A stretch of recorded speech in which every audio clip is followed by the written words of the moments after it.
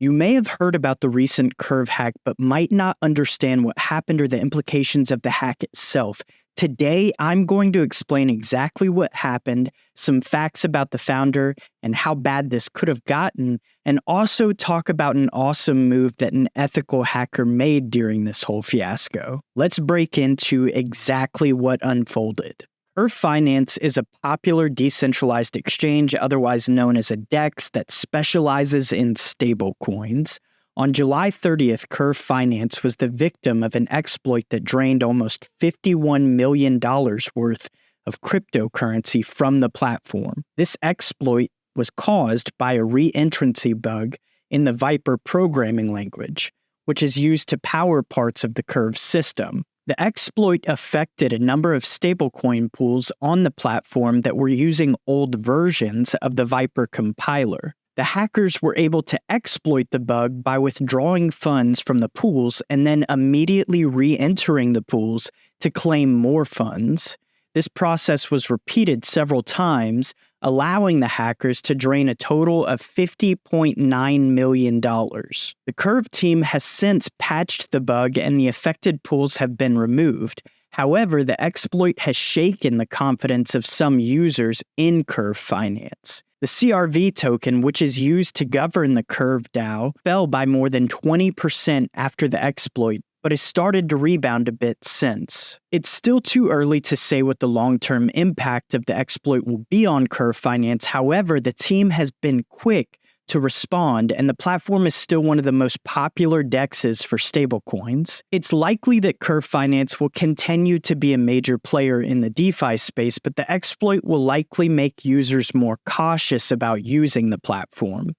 In the post-mortem, it's been pointed out that newer versions of Vyper have been audited, tested, and weren't attacked in this exploit. One of the biggest factors in all of this news comes from the founder himself, Michael Egorov, who recently took out a $100 million loan on Aave using $280 million in the CRV token as collateral. Let's read what Autism Capital had to say about it on the X app. Several months ago, the founder of Curve, Michael Egorov, took out a $100 million loan on Aave to purchase this ultra-tasteful house in Australia.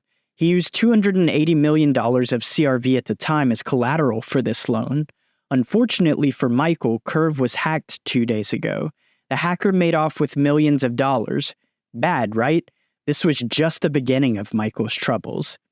The hacker has about 7 million CRV in his wallet, which by itself wouldn't be a problem.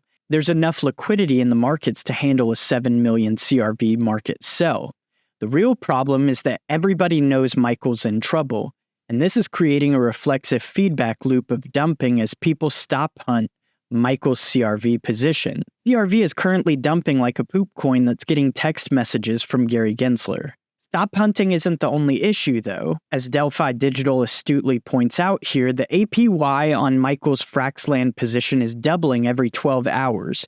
This means that he'll be liquidated in a few days if nothing changes, and 59 million CRV will be dumped on-chain. There isn't nearly enough liquidity to handle a 59 million market dump, but this would still just be the beginning of the fun. If Michael gets liquidated by Fraxland, all of his other debt positions will be liquidated too. This likely means Inverse Finance and Magic Internet Money will both die due to the new bad debt, and Aave will get stuck with $63 million of bad debt. This means they'll have to sell $63 million of Aave on the open market to pay it off. Fortunately, Aave's safety fund is currently around $330 million, which is more than enough to pay off the bad debt, even with market slippage. In the last 12 hours alone, he's lost $50 million due to CRV's declining price.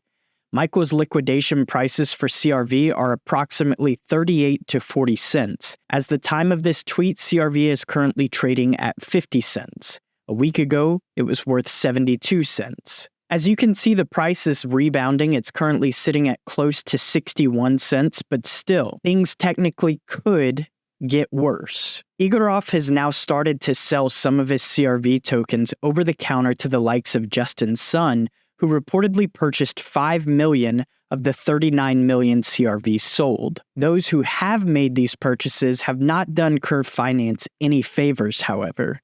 Each token was sold for only 40 cents and only has a lockup period of 3 to 6 months. The tokens can also supposedly be sold if they reach a market value of 80 cents. Putting away all this bad news, some good did come out of all of this. A mevbot operator who goes by the name of coffeebabe.eth was able to front-run the hacker and seize $5.4 million in stolen funds. CoffeeBabe then sent the stolen funds back to the Curve deployer address. The SEC, not every person in crypto is a scammer, but let's not get into the ethics of how mevbots operate. All in all, this hack, along with the actions of the founder wanting to live a lavish lifestyle, could have lasting effects on the market. It's still too early to tell what will come of all of this. I think there are a couple of really valuable lessons learned here. Number one is that founders probably shouldn't be taking that many tokens of the allocation of the entire token pool. Two is that they probably shouldn't be taking those tokens and using them as leverage on DeFi protocols to purchase very lavish lifestyles.